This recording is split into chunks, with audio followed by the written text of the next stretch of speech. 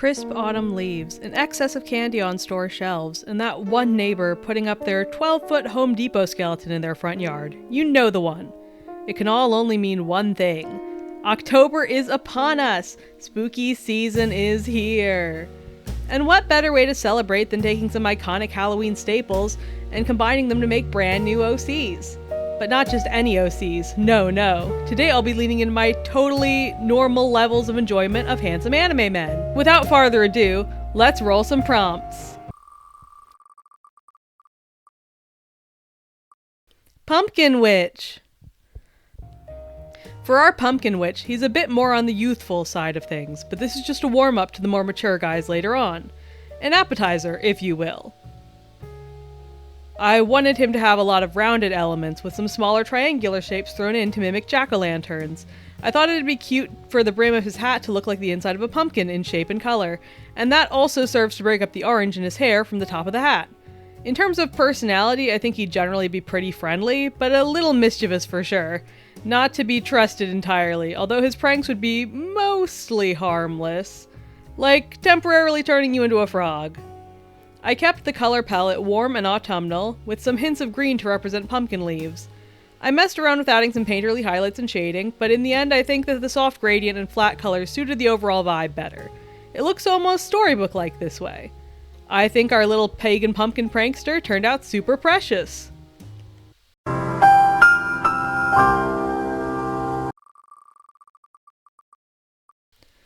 Patchwork Slasher! I couldn't resist drawing a more mature guy for our Patchwork Slasher, and what better way to show off his patches than to make him shirtless? That was the only reason, I swear. You saw nothing. I actually forgot that I was planning to draw some cute patterns on the patches until almost the very end of the drawing. Because they're fabric patches, not skin. Does that make it more or less cursed in this context? I'm not really entirely sure. I imagine this guy is a little, well, he's not hinged, certainly. Definitely a good bit chaotic, and maybe a good time if you're willing to take a little risk, you know? Heh. I think that one of his hobbies would be taxidermy, but the kind where the animals are in silly, anthropomorphized poses. He has absolutely no respect for the dead. And with that, our Patchwork Slasher is complete.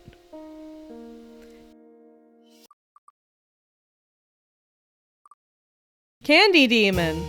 For our Candy Demon, there's no need to fear. He's more sweet than scary. I imagine he can come across as a little shallow at first, but he's really just a bit oblivious. He's the type to get super depressed if he realizes he's bothering someone. A surprisingly sensitive kind of guy.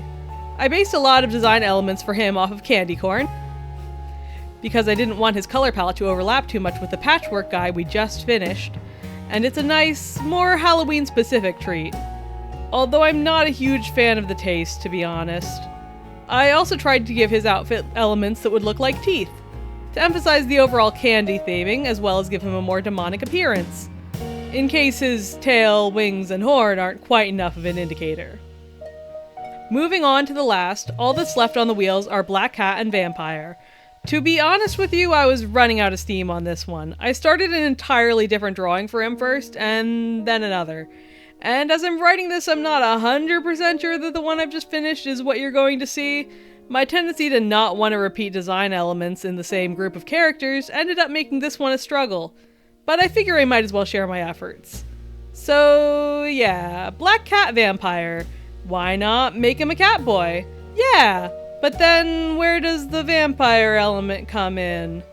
Well, if he's lounging on his belly, then he can be lounging on top of a coffin. Done and dusted. Very vampiric. Yeah. I also gave him piercings because I wanted him to look a little edgier, although I'm still not sure if that was a good choice or not.